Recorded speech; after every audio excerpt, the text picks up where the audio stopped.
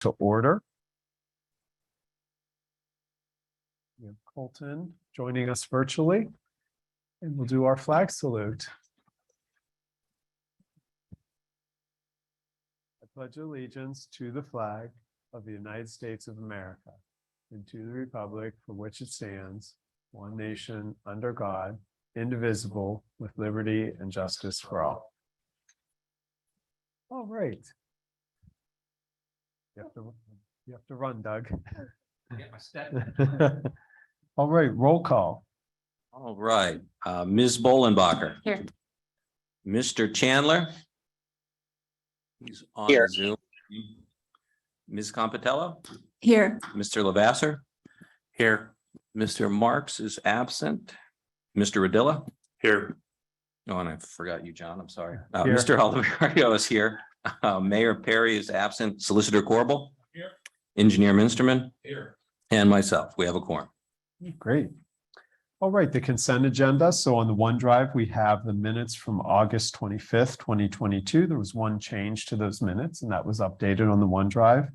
In addition, the bill list from September 8th of 2022, which is today. So do we have a motion to approve the September 8th, 2022 consent agenda? So moved. Second. They're fighting.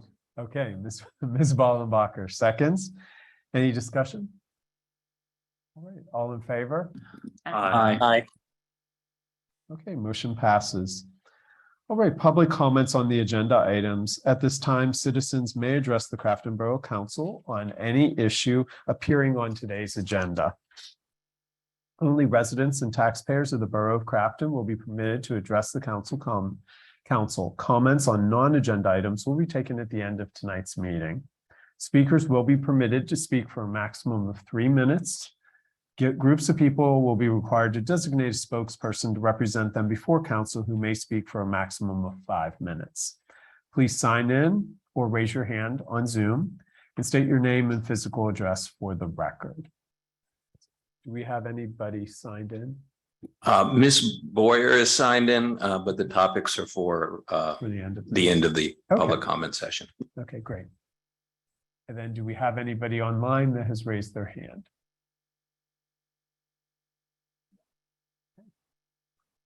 All right, first item is the engineer's report.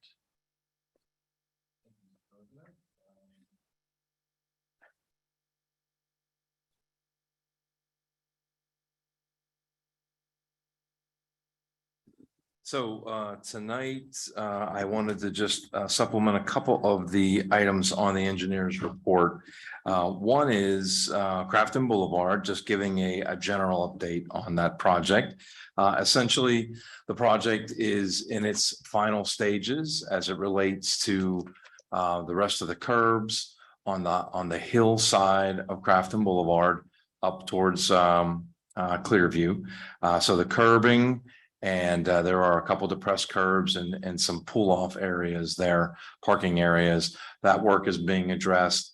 The landscaper is scheduled to come in probably within 2 weeks. They're trying to nail down an actual date. The landscaper will work on the parking area, newly constructed parking area for the school, as well as the phase 1 streetscape. Now, phase 2, there is no landscaping. It's in a second phase for phase 2.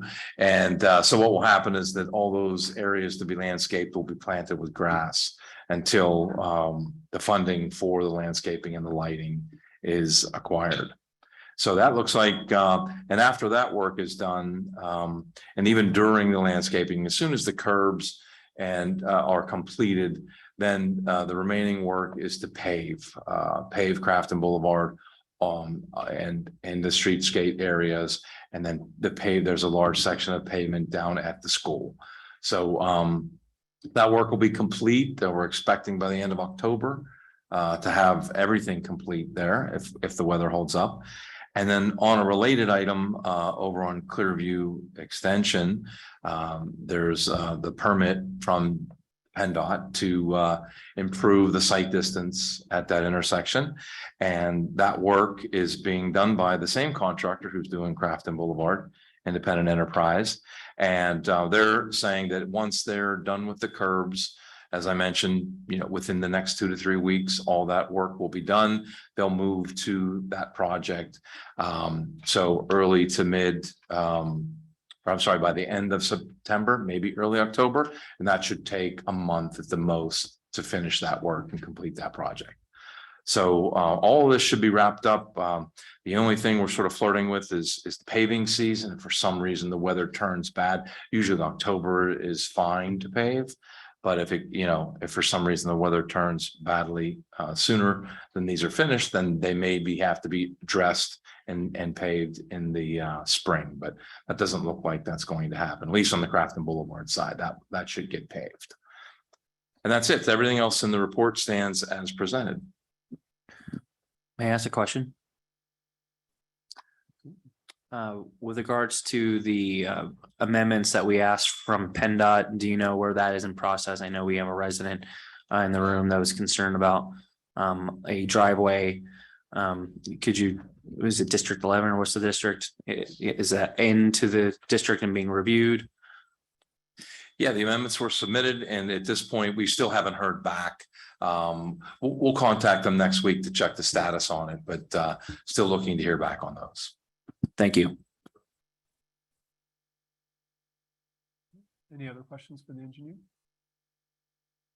All right, next is President's report. I don't have anything to report tonight. The mayor is not here for the mayor's report. Solicitor's report. I have one item on the agenda and then one other information item that I wanted to bring to council's attention. Sorry, Mr. Chandler. So there will be an executive session immediately following the meeting tonight to discuss a real estate issue. There will be no action taken. And then secondly, I will forward an email to Mr. Sample to share with the rest of council. But the Pennsylvania fireworks law was amended earlier this summer with respect to the use of consumer fireworks in Pennsylvania. And we were thinking about putting together a memo to our municipal clients, but we had heard that the Pennsylvania Municipal League was putting together model ordinances. And so those actually came through today. So I'll send, I don't know if Doug, did you happen to see those? I did, and I was going to ask about those tonight with you. So yes, we did get them. So if you could share those with council, I would just suggest that you all take a look and then maybe put it as an agenda item on a future meeting to discuss it. You basically have 3 options. You can prohibit consumer fireworks if you make a determination that there is no place within the borough of privately owned property where it would be fireworks would not be able to be set off outside of 150 feet from a building or a vehicle. So if you can imagine a dense community like Crafton, that might apply. Or you can allow them to be permitted, which would allow them to be used at any time. And then also the municipal league suggesting permitting them by special exceptions only on certain days or times of the year that you all can discuss. They would still have to adhere to the setbacks, 150 feet and whatnot, but they suggest around the 4th of July, the weekends before or after, and also around New Year's Eve. So just putting that on your radar, we can have a discussion about it. I'm sure all your neighboring communities will be discussing it too as the law goes into effect formally tomorrow. So that's the end of my report. Great. Thank you. Manager's report.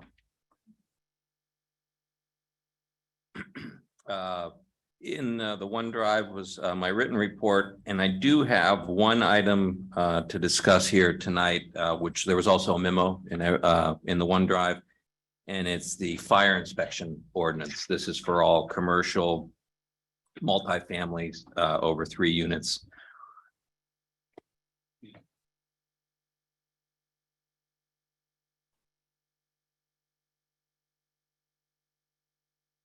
So in the meeting packet was a letter that will be going out to approximately 300 property owners. It identifies what the borough is looking for, what needs to be done in terms of making sure that your properties are compliant. What DJ and myself have talked about is looking at waiving the fee for the first year. I've outlined a couple points for that.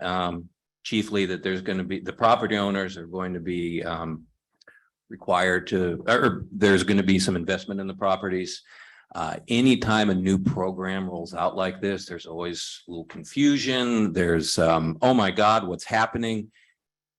From a borough standpoint, it makes it so much easier and a little bit more palatable if you waive the fee that first year. And then we would implement a fee structure, which I've attached to that memo for the following year. So that is, if we were to waive the fee, we would amend the fee resolution. But I did want to get council's feedback about the possibility of waiving it for this new program. And the borough would not be losing any money because we've not collected in this in the past. We've not added any staff. So it's going to be revenue neutral to us until we start to collect it. So any feedback on that? So from the cost standpoint, it's still going to be staff time. So the staff that would have spent time doing other things, they will now be doing the fire inspections. So there is a cost to the borough for doing the inspections. Not a hard money cost. Mm-hmm. It's a time cost. Right. So they'll be spending time doing the inspections versus whatever they were doing in the past.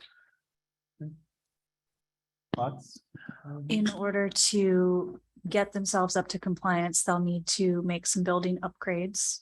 For those that are currently out of compliance, they'll have to assess what they need to become in compliance. They'll need to potentially secure a contractor, secure materials, put together, what they need. If it's, something that requires a contractor or a more substantial project, that could take them some time. It seems reasonable to unroll a program like this that impacts a number of properties and waive the fee for the first year. I concur. The goal is safety and compliance, and we're trying to bring people into compliance.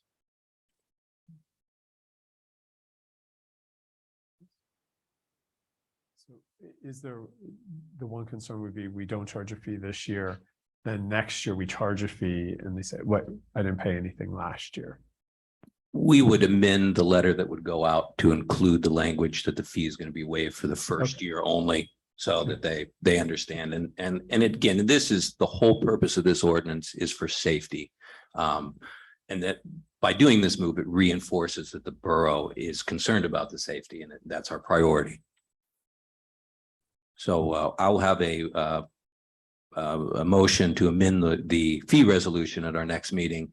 And this letter will go out the first week of October. So I'm sure you'll be getting some calls from property owners saying, what is this? Oh my God. But so this will go out first week of October. And that is all oh, wait, no, I do have one more bit of good news. I just received word today that the borough received a grant for a new leaf picker, $65,000, and that's through DEP. So that's another bit of good news. We've been having really good luck with our grants lately. So that concludes my report. Okay, thank you. All right, our standing committees, Finance and Administration, Ms. Perry is not here.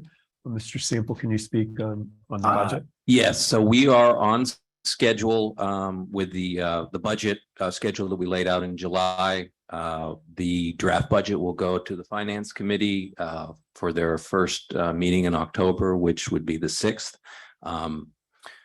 So we no issues at this point in terms of getting that draft budget to council 1st of October. All right, Community Services and Infrastructure, Ms. Compitello. Sure. The first item on our agenda for this committee is the fire parking study. At our last council meeting, we presented a parking study that was done in 2020 and looked at the recommendations that came out of that to strengthen some of the no parking signage and paint around some problematic intersections that were identified. There were some questions around that. So tonight we have Officer Greg Lapel to present the problem intersections that were identified in that fire parking study. So Officer Lapel, if you'd like to come up and give some further context to that. Sure. First of all, for anybody that doesn't know me, I'm Officer Lapel. Good. All right. So that the people in the internet. I'm Officer Greg Lapel. I've been with Crafton since 2010 in the police department. And I also been a member of the fire department since 1996.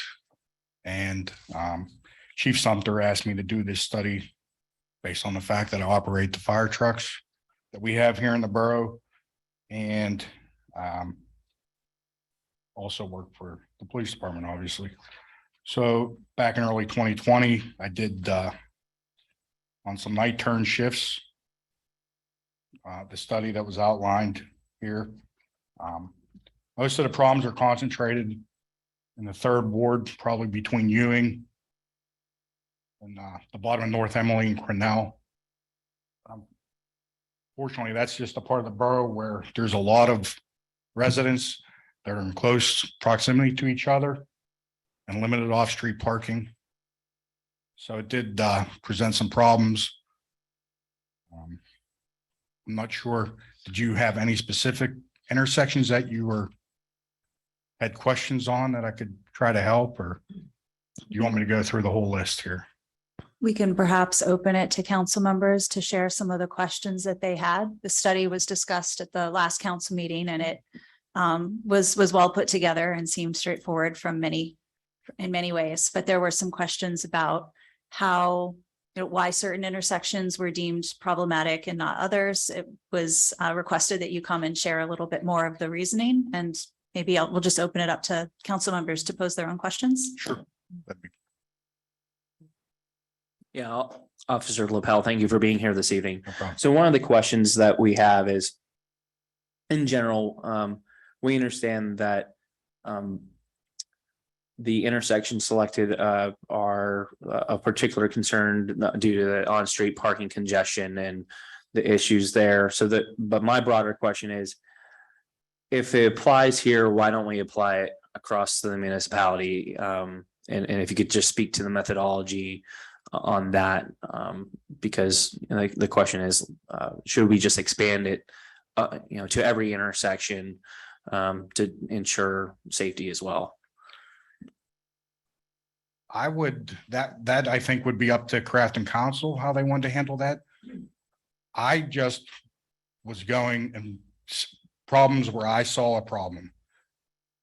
For example, like if you're on Northland Wood, coming from Crafton Boulevard, you come up to the first intersection of Taylor. There's a telephone pole on the right. There's no parking restriction on Taylor across from that telephone pole. And a longtime resident of Taylor, the Smiths, their vans often park there to the left. It's very it's difficult to turn a regular vehicle there, let alone an ambulance or a fire truck. So that's just like one prime example that I came up with. But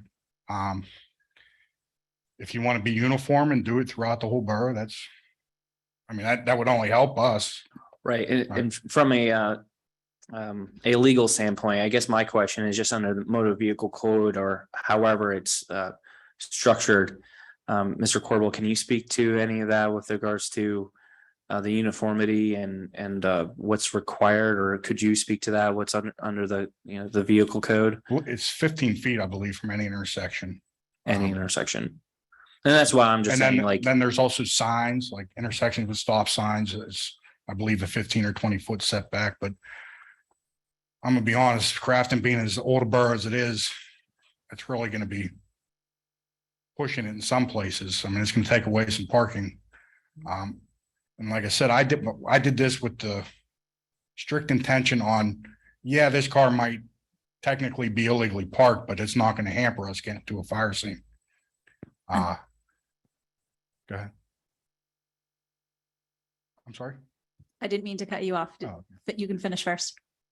So that was that was my intention. So I didn't really. For example, like there's no signs up at Bar and Stair. But if there's one vehicle setback on each of the four ways, now that the construction's over, I don't think we're going to have a problem. If those vehicles sucked on to the intersection there and it's jammed up in the middle of the night and all four sides of the intersection are parked all the way up to the intersection, it might cause a problem. Now, with that being said, and I told this to Doug earlier, we're going to figure out a solution to the problem. Whether it means go around the block, if we have to stop there and lay a driveway line or a long extended line and work off of that. We're going to figure out the problem. This was not meant to scare anybody or take away parking spaces from the residents. It was just, I was asked to identify problem intersections and that's where we went. All right, well, I'll make my two clarifications then. One, none of this is taking away any parking that's legal. Technically. Right. So technically, we're not taking away a parking space that wasn't legal in the first place by enforcing standards that are already existing. But secondly, from the way you describe it, the methodology for selecting these particular locations were that you focused primarily on the priority areas that were the biggest problems for emergency vehicles. You prioritize those. Correct. Like I said, I've been a resident of the borough for all but about 7 or 8 years of my life. So I understand that it's an old town with a lot of old houses that are in congested areas, and we had a lot of one ways and hills, and it I did take that into account. And so, I mean, I did the best I can. It was strictly based off my opinion, based off being a cross member of the fire department and the police department. So I would certainly love any questions, or if anybody has any issues, I mean, I'd be happy to go over it in more detail. Well, I think you both hit on the primary point, which is the demarcation isn't the removal of any legal parking spot or any of these spots that would have been marked aren't legal under the motor vehicle code anyways. So we have, we're operating fully within the operation of the law to flag them, so to speak. And there were some like Taylor and North Emily, if there's cars parked on North Emily and there's cars parked all the way down Taylor, that's going to be another difficult one because of that telephone pole on the other side of the intersection. So the fire truck, the wheels are behind the driver. So you get a lot of extra room up front. So you can swing, go way over a curb or sidewalk without actually having your wheels leave the road. Unfortunately, with the telephone pole there, that hampers that ability to do that. We've been pretty lucky. We haven't had any major accidents or anything with fire trucks in the time that I've been in the fire department. And like I said, it was just, I was asked to do it and come down the chain of command to me. Well, I'd like to also say a thank you to you for putting that together. It's a really, really useful study and it's very informative. And I know that, council would like to make sure that you have the ability to operate safely. So we appreciate the effort that you put in, and we appreciate that we're willing to come and explain it a bit better tonight as well. Again, if there's any more questions about any of the other intersections or parts of the borough that come up later, I'd be happy to answer them. I think, so as I look at it, and thank you for doing the study, because one thing I look is there's 20 some spots that we're going to be marking off. So these obviously will cause enforcement from your department for this. And, we're making lots of accommodations on Crafton Boulevard for bump outs, even as, for ones that maybe sound like they're not even as, the bump outs aren't even as risky as some of these things are too. So I think it's, our residents have been parking there. We don't have driveways. We don't have garages for a lot of people. Some of them are maybe parking halfway or maybe not the legal amount there. My concern is that we're going to take away 25, even if it's a half spot that a car can fit in halfway there. For a community that has been this way for 100+ years. And that's where I have the concern, because I think, we know the concern of the bump out issue with the fire department. And that was several meetings that were discussed, and now we're talking about 25 areas that we're going to be blocking. Right. Just to clarify again, language is important. We are not taking away parking that is illegal to park in. But we are So not we have to enforcing- be careful about using correct but language. We are not enforcing it right now. Am I right? We are not enforcing people that are not parking. That's pretty accurate. And it's Okay, based That's my point. on the fact that there's just not enough spaces. Right. So this would be then, and then we do have to enforce it, because if you don't enforce it, No. you have this. And then if there are other intersections, once we start painting lines, people will say, well, why didn't this one get it? And why isn't this street marked off? Right. I mean, there's going to be no perfect solution. Yeah. We're just looking to improve our ability to get to a scene if we're required to go. I would be happy going down the line. If there's any further questions, you can email me. It's Yeah. glapella@craftonpolice.org. Can answer any of the questions that might arise. And like I said, wasn't intended to take anybody's parking spot away. It was just, I was asked to find some problems, and those were the main problems that I found. Certainly, thank you for doing that. And I think what it comes down to is that this is an old community, and we have a lot of urban patterns that have been there for many years that predate the travel patterns that we have now. But when we have a very tight intersection, should that space be given to private individuals to park their personal vehicles, or should that space be given as a priority to make sure that emergency vehicles can navigate that intersection? I believe I've been fairly clear that I support the study and would like to see it go forward, but I know that for council's sake, the decision we have to make is whether we want to continue discussing, whether we have additional questions, or whether Mr. Sample can go ahead, and the next step would be to advertise that these amendments are being made.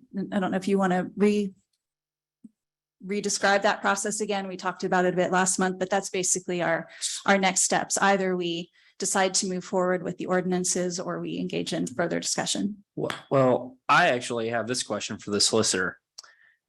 Is it really necessary to even have an ordinance to do this, when under the motor vehicle code, the department could go out and mark the ones that they want and see how it goes, versus having this formality? Because the reality is, couldn't the municipality go and mark all the intersections under the law as it currently sits?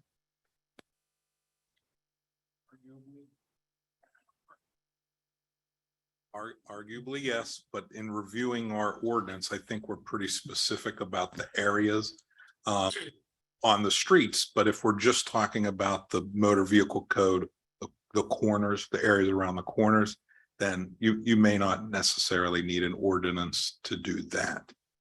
But if you were going to have it extend, I don't know, some of these areas look like we're talking about almost an entire portion of a street, and those you may need an ordinance for. There's one sort of towards the bottom, I don't know the streets to tell you, but it's sort of like it's between two streets. Yeah, and over here to the left of that, Doug, and down right there, there's like a stretch there where you may want to describe that whole side of the street between the two intersecting streets. And then to the extent that any of those corners, we're looking at maybe more than 15 feet because of different situations that may be unique to those intersections, then I think you would want an ordinance to describe that area. There's a few, 25, a 30. 30. Yeah, like those you definitely would want an ordinance for. But anything outside of the 15, if it's just within that 15, you probably wouldn't need one. So it's, And that's the other Case- question I have, actually, thank you for bringing up the Bradford and Crafton Boulevard. So the logic behind that, could you actually go into the logic behind the Bradford and Crafton Boulevard? Where the 30 feet starts, like, is it on both sides of Crafton Boulevard? And like, I all, like at the T, Yeah. is it on Crafton Boulevard, both sides? And Bradford, both sides, 30 feet, like where's the 30 feet start, et cetera? The 30 feet would start from the intersection.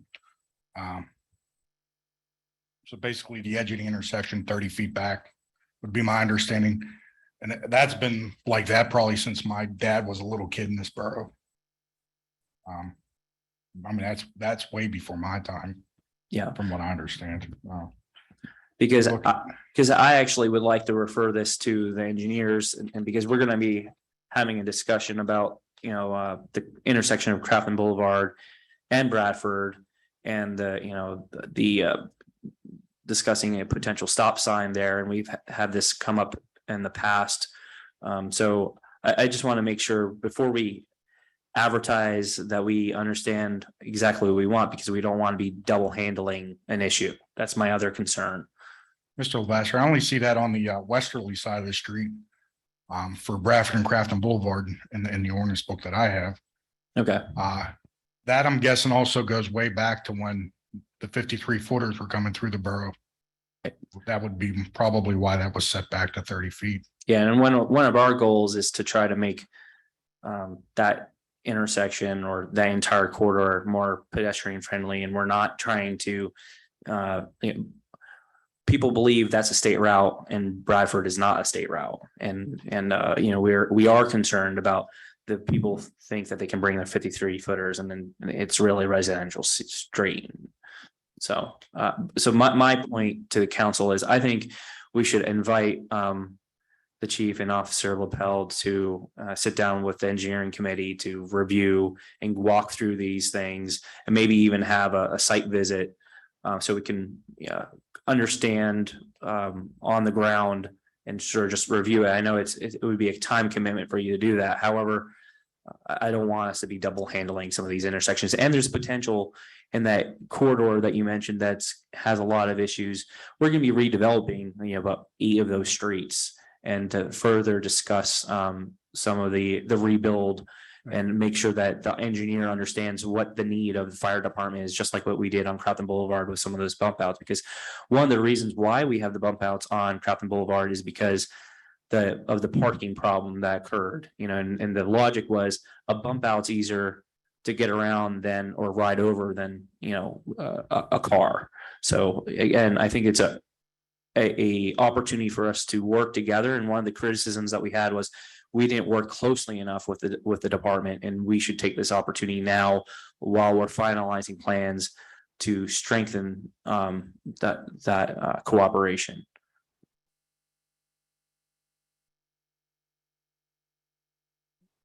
Any other questions?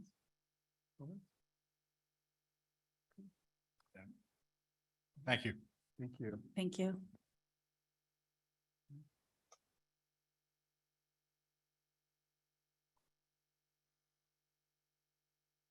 So on this item of the fire parking study, we had basically between continuing to discuss it or allow the interim borough manager to continue with it. It sounds like there's interest in continued discussion. Are there any other thoughts?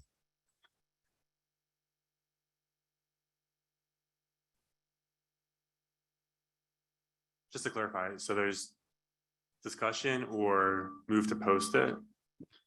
If we proceed with posting, there's no vote tonight. It would be advertised for the community to be aware of for the next 30 days, and then it would be on the agenda at an October meeting. But if we want to engage in further discussion, then we would not move to start advertising a change to the ordinance. Thank you. So I guess would we be making a motion to do one of these two things or? You could. Okay. We could, we don't need to make a motion You could for do this. so without objection. I'd like to make a motion for the engineering committee and the police department and the fire department to review and work together to review the proposed and the Bradford, pardon me, the Broadhead project and the opportunity to formalize some of these intersection updates. I don't know, we can reword that, but Yeah. I just think Where did Broadhead come into this? Some of those do go down and impact the Broadhead project that's coming up. because That's it's, where it's coming from. yeah, all those cross streets are all part of that. Most of the streets that he had there, like 75% of them are in that project area. So I think it's an opportunity to focus on that. So, my motion is for the engineering committee and the police department, fire department to have a meeting to review the proposed fire study and intersection improvements. So there's a motion. I think we have it. So it's police engineering committee and fire to meet to review the proposed fire study recommendations. Do we have a second to that? I would second that. Mr. Chandler? Okay, discussion. I have a comment, which is that I'm not at all opposed to setting up a meeting for that.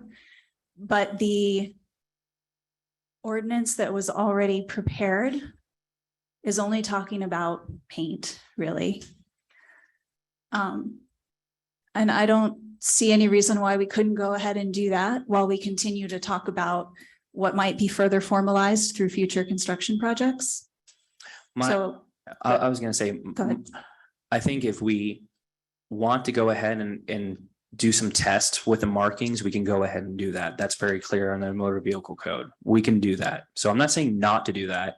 What I'm saying is I don't want to spend money advertising ordinance, going through the motions and then having to double handle it when we may want to do some additional changes with hardscaping. I know you and I have talked about potential hardscape changes. So I just don't want to see us double handling it, sort of like what we've done with some other things in the past, because it does come down to cost of advertising, and I just prefer to paint's cheap. You're already able to do under the code. And so let's, measure twice, cut once.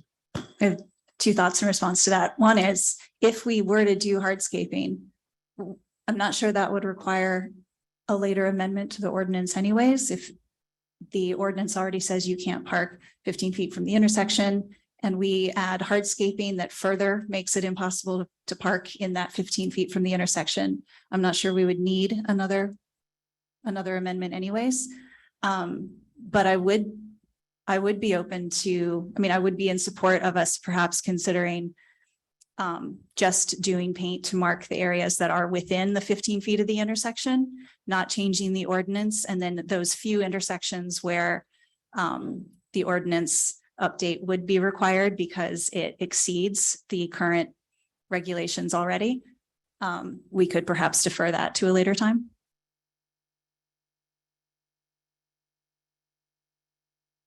So we have the current motion on the table, which is the police, fire, and engineering committee to meet to review the proposed fire study recommendations.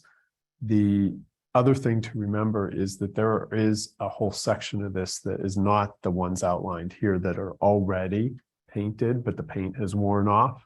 Is that correct, Doug? And this one, okay. They're already in the code. Yeah, and they just need repainted. So there's that aspect of it too. If we decide that we would like to update the existing paint and add new paint to those intersections that have been identified as problematic in the locations where it falls within the already bound by law 15 feet from the intersection, do we need a motion for that? Or is that something the borough can simply proceed with through Public Works as their time allows? Yes, you can.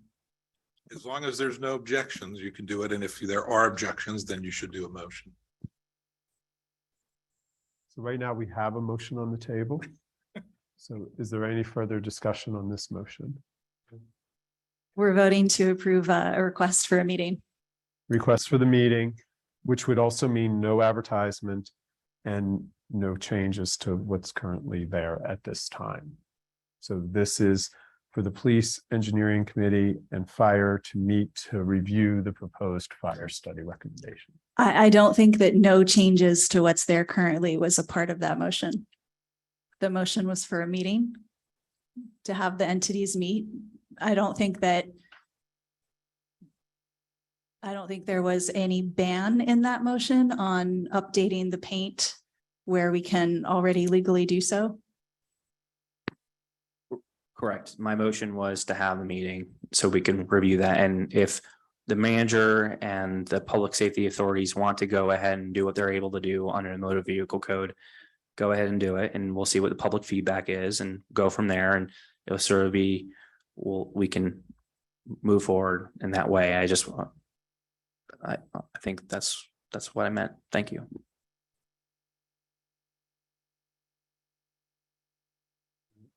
So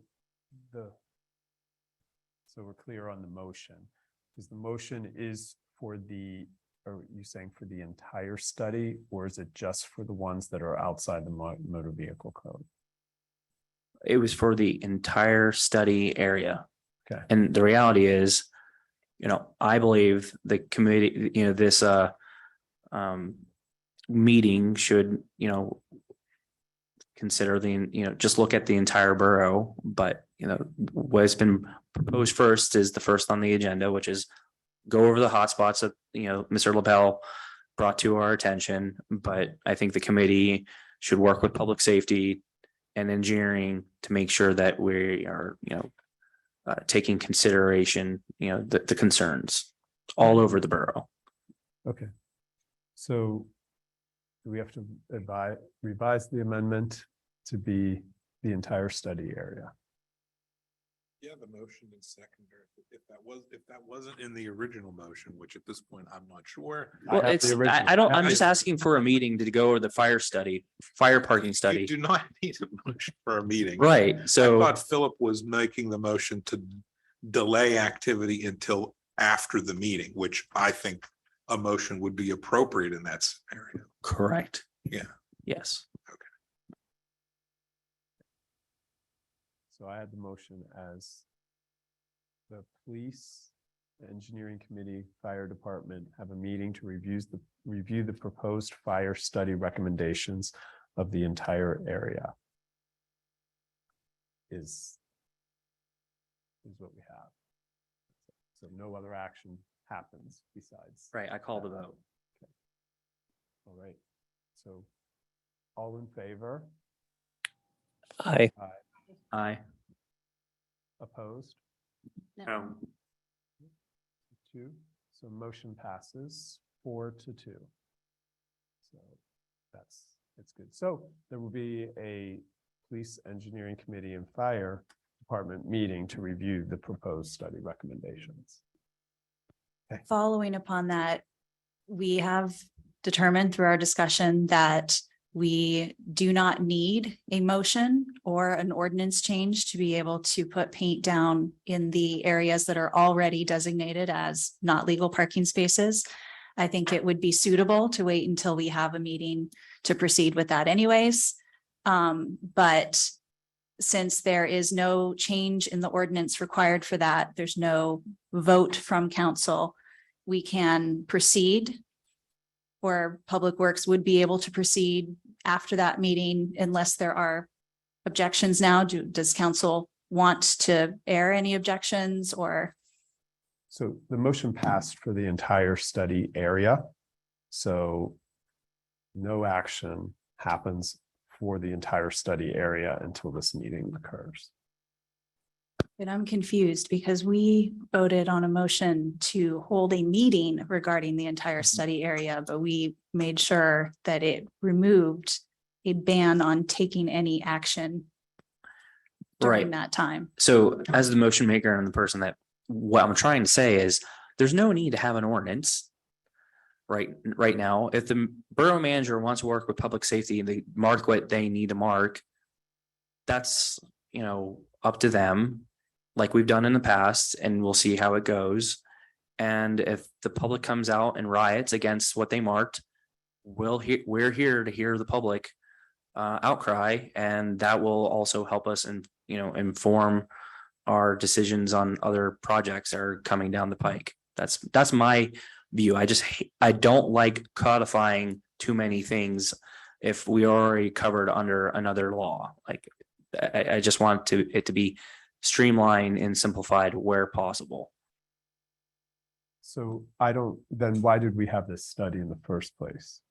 Because the study was done back in 2020 Because I don't really know why, other than there was concern. Well, I do know why. The concern was that people were, not observing the 15-foot rule, or there was concerns in the fire department or the police department. And that's why they did that. But it wasn't under the direction of the borough council. It was an internal review issue.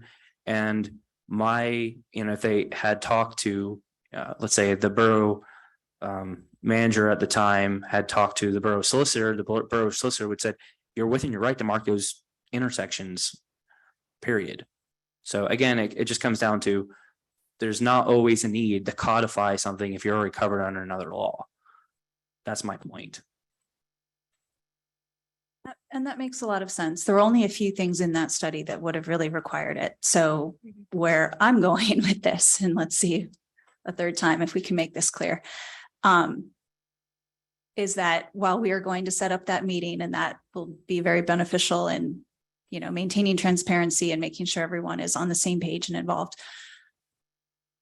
If there are issues that have been identified with fire truck access, and those areas are already legally not parkable areas, is there any objection from this council to allowing our public works to start better marking those and or assisting, giving the resources to our police department to better enforce that? Is there any objection from this council to doing that, to enforcing the areas that are problematic and that are already under the motor vehicle code, already not legal parking spaces? If so, I would say Public Works can add new paint at their discretion to suit the needs of the fire department.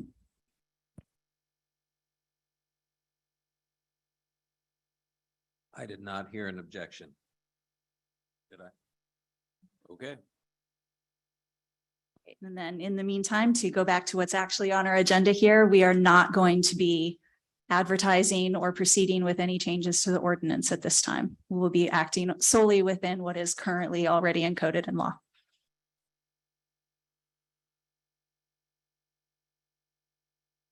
All right, so going on to the next item, the SHACOG joint bid for operations and maintenance, preventative maintenance, year 12. Bids were received and opened on June 29th, 2022. It is recommended that the contract be awarded to the lowest responsible bidder, Robinson Pipe Cleaning Company, in the amount of $138,670. The contract will be between SHACOG and the successful low bidder.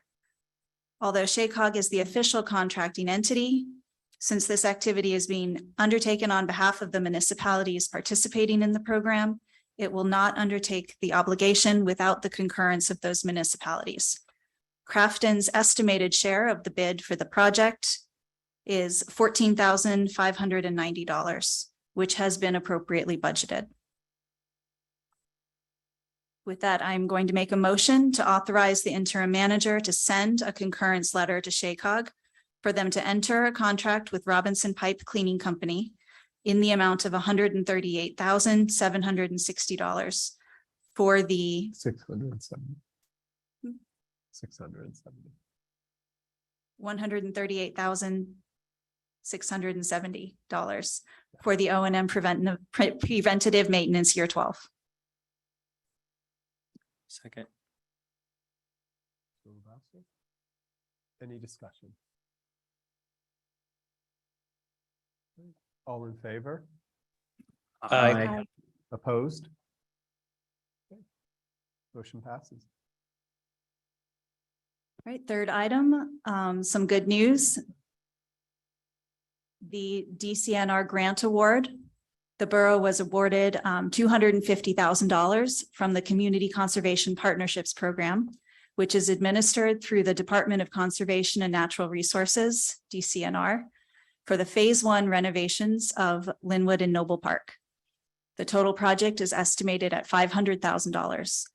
The borough has submitted a grant requesting half of that amount, $250,000, from the Greenways, Trails and Recreation Program, GTRP, which will be used as the borough's match. So this was a project that came out of the Borough Parks Plan that was started last year and wrapped up early this year. It was one of the top projects that was identified as a community priority, and also one that happened to be well aligned with an existing grant that was open at that time. And so that was one of the first projects that we sought a grant for, and that grant was awarded. So it's a bit of good news. What's the timing on the other grant application? You know? Would we know? I believe it is sometime in November. Okay.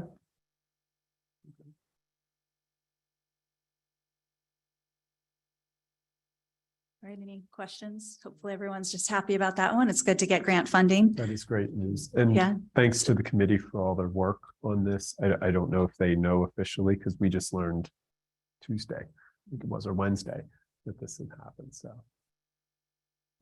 Yeah, and it's a sizable grant, so it's great to have that funding for some of the parking improvements. That'll be the first project that we got funded out of that Parks Plan that was just finished. The final item is the proposed stop sign at Bradford Avenue, and I'll pass that to Mr. Levesser. All right, thank you, Ms. Cometello. So as I mentioned earlier in the meeting, we want to proceed to review the need for a stop sign at Bradford and Crafton Boulevard. This came up during a planning commission meeting. A resident was concerned with the initial plan that we had a three-way stop. However, I'm suggesting that council refer this to the engineering committee to study with the engineer and come back with a recommendation using the current conditions at the intersection. And there's basically two competing ideas.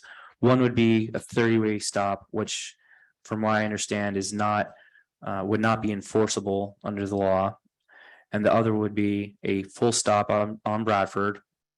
And the Crafton Boulevard section would be the thoroughfare. Rather, right now, Bradford Avenue is a thoroughfare. So it would change the current configuration. So I'd like the engineering committee to review, work with engineer, and then make a proposal to council for consideration and for public discussion.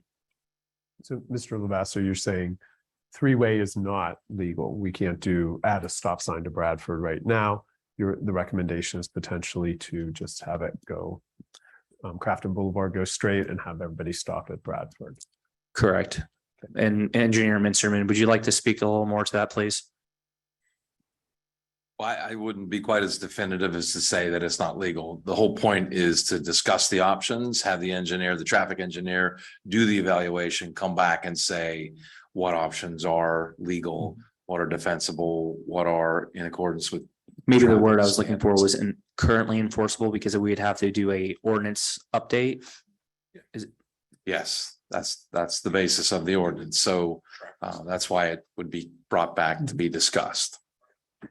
And there was a traffic study in 2008, correct? I do recall a prior traffic study that would be used as a reference and maybe even used completely. So it just had to be checked to be sure that it's still within standards. Right. And that study showed the current configuration is okay, but that was how many years ago?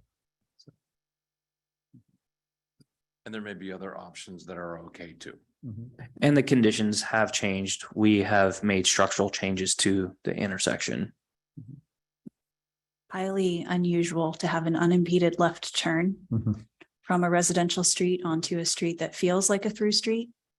Seems highly unusual to have that configuration. And so I think it's worth studying and looking at what our options are. We have a lot of confusion around that intersection. And every other street that feeds into Crafton Boulevard, also, they all have stop signs, except for that street. All the other ones have stop signs.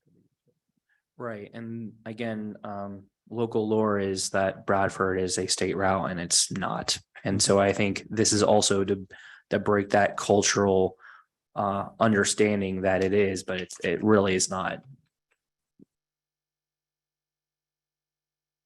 So I think it's a good suggestion. Do we need to take any action? We're just suggesting that this go to the engineering committee. So I suppose unless there's any objections. anybody else have any comments or not? Okay. All right, well, that's it for our committee. All right, thank you. I know. Thanks a lot. CRC committee, Mr. Marks is not here, but Mr. Sample, do you have any updates on the two items then? No real updates. I know the newsletter, there's been articles coming in, and then we do have the upcoming event, the Fall Festival, and there's an announcement under community announcements. So. Okay. Commission vacancy, Mr. Chandler. Yes, so for commission's vacancy, as far as current open positions that we have, we still have one for the Civil Service Commission, which is an alternate position, the Zoning Hearing Board, which is also an alternate position, and one seat for the Library Board as well. Do feel free to apply or look further into these at craftonborough.com/commissions. And with that said, as far as upcoming vacancies go, I have a question for, maybe it would be Mr. Sample or the solicitor. Ms. Bollenbacher and I have interviewed, I believe I actually was the one that interviewed the ones specifically for the rec board, 2 upcoming seats that we have. Due to the fact that we didn't have vacant seats at the time, we sort of let them know we have seats coming up. If you're still interested, we'll reach back up to you whenever they get closer to those seats becoming available, and see if you're still interested. My question is, though, let's just assume that we have people to fill these seats, one of which is already currently on the rec board that has been interviewed. And my question is, are we able to approve them before the seat becomes vacant, or do I have to wait until after the 30th of September to make a motion to approve those people to be into those spots? You can appoint before, and just the motion would be clear that it's for whatever their new term would be. So yes, Okay. you can do it before it's vacant. Okay, great. Then in that case, currently, assuming that we do not get any other, or assuming that we do not currently have any other applications, which we don't as of today, other than ones that we've interviewed, we do have 2 upcoming seats for the rec board that are vacant as of the 30th of September. And we will have 1 upcoming zoning hearing board seat that is vacant as of December 31st of this year. And again, if you or anybody you know are interested in any of these vacant seats, please feel free to reach out to myself or Ms. Bollenbacher, or check out the Borough website under the commission's vacancy section. Very good. All right, thank you, Mr. Chandler. Council of Governments, Mr. Rodilla. Hello, the next meeting will be next Thursday in Collier Township. I unfortunately won't be able to make it. I'll be out of town. So if anyone wants to go, please let me know and I will let them know.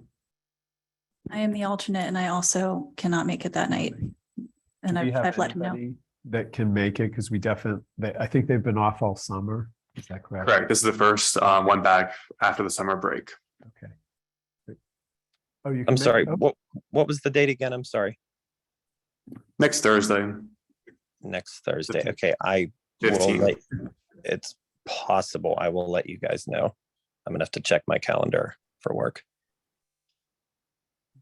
We can definitely have 2 people go or more. As many as we can. More No than more merrier. than 3. What's that? No more than 3. Okay, yeah. Oh, that's right, because we can't have more than council. So, Aaron, are you good? Okay, great. And you'll let them know. Okay. Aaron and Colton, are you checking? I'm gonna check. I have to check my work calendar. I don't currently have in front of me. Okay. Kirsten, you're no. Okay. Okay. Community announcements. Our next meeting is in 2 weeks on September 22nd at 7:15. Crafton Borough will hold its Fall Festival in Crafton Park on September 24th, 2022 from noon to 8. There will be a barbecue cook-off, cornhole tournament, and Crafton's Got Talent. We also will have a special announcement about something else happening earlier that day too, but more to come on that. The 3rd annual Haunted Crafton audio tour will run October 22nd to the 31st. If you're interested in featuring your home on the tour or would like further information regarding this event, please go to the Borough website. And again, this is not where anybody goes into your house. This is an audio tour where you drive in your car or walk around. So nobody is required to go into your house for this. And it's extremely well attended during that week. All right, public comment. Oh, sure. Yeah. I'd like to add an announcement. At our last meeting, we had a resident come to council about some household chemical collection issues. And from what I understand, there may have been concern with working with waste management. And I have another great opportunity for people to be aware of that's coming up this Saturday.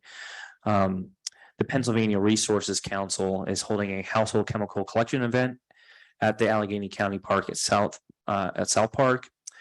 It's Saturday, September 10th, 9 a.m. to 1 p.m. Location South Park Wave Pool Parking Lot 1 Wave Pool Complex, Pittsburgh, PA. Again, this is being held by the PRC. It's the Commonwealth's oldest environmental nonprofit working to prevent waste and conserve environmental resources for each generation. There is a link that I'll share with the borough manager. Maybe you can push this out on Savvy Citizen. There's a $20 fee for up to 10 gallons or 50 pounds per vehicle. All forms of payment are accepted. All items must be placed in car trunk or truck bed. You are to remain in your vehicle at all times. While registration for this event is free, there is a $20 fee per vehicle load of 10 gallons or 50 pounds. As stated prior, oversized loads will be subject to additional charges at the discretion of on-site staff. Additional fees, $12 per fire extinguisher, $15 per pound of liquid mercury. Arrive 5 to 10 minutes prior to your allotted collection time. So with that, they're saying aerosols, automotive fluids, including motor oil, transmission fluid, antifreeze, kerosene, brake fluid, batteries, camp fuel, chemistry sets, compact fluorescent light bulbs, e-cigarettes, gasoline, kerosene, household cleaners, mercury thermometers, paint products, latex, oil base, etc., pesticides, photo, pool chemicals. Pretty broad thing. If it's been challenging for you to work with waste management and to identify everything you had or to coordinate a time during the week for them to do the pickup for you. This is an opportunity for you to take it in your vehicle and they'll help you properly dispose of that. The materials not accepted, ammunition, appliances, commercial and industrial waste, compressed gas cylinders, large grill, medical, explosives, flares, fluorescent tubes, leaking containers, medical waste, including needles and sharps, prescription or non-prescription drugs, PCBs, dioxins, radioactive materials, tires. So I just want to make it abundantly clear, the council here hears you. And we do encourage you to talk to waste management first because we have that in our contract.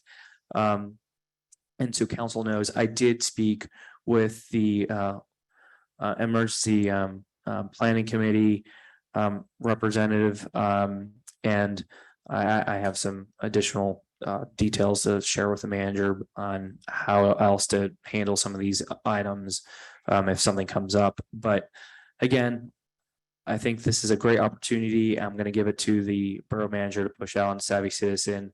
And the resident that came here last week, I did send this information to them. And so I hope this helps. Thank you. All right, thank you. Does anybody else have any other announcements?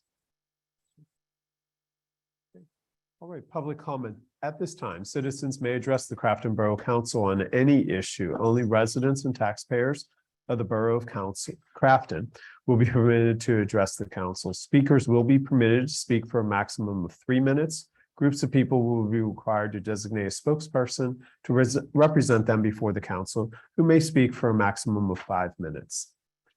Please sign in and/or raise your hand on Zoom and state your name and physical address for the record.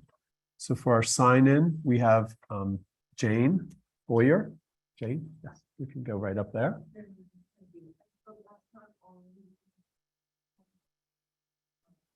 I don't think it's working. Hold on. Well, we need it for the Zoom, folks. 8 Duncan Avenue, Crafton, PA 15205. I spoke with Mr. Levesser. I apologize if I mispronounced your name. Please stand, please, because this gentleman, let's give him a round of applause because he did something here for me, which means he communicated with me and he did try to help me. And I do appreciate the efforts of whether or not it's waste management or a different environmental team to dispose of chemicals. And as we discussed through email, which was very proper and very respectfully so. Thank you. Let's give him a round of applause here because you know what? This guy really went out of his way to help me, but unfortunately, and I'm not complaining, I can't get there to South Hills because I don't have a vehicle and I don't have anybody to take me. And he suggested my sister help me, but my sister won't help me. Some of these chemicals are not, they're benzene rings. I believe that he has a big chemistry, he's a biochemistry major. I'm not really sure because he spoke surely of it. And some of these rings are not on the MSDS. In other words, they're not a butane lighter. They're things that you can put on a fire and they're not an extinguisher. They're something that can kill you. They're sitting there with water near them. They're safe laying there. But if I throw them in your face, and I don't mean to be disrespectful, and I want to say this on there, not respectful, and I mean that it can kill somebody.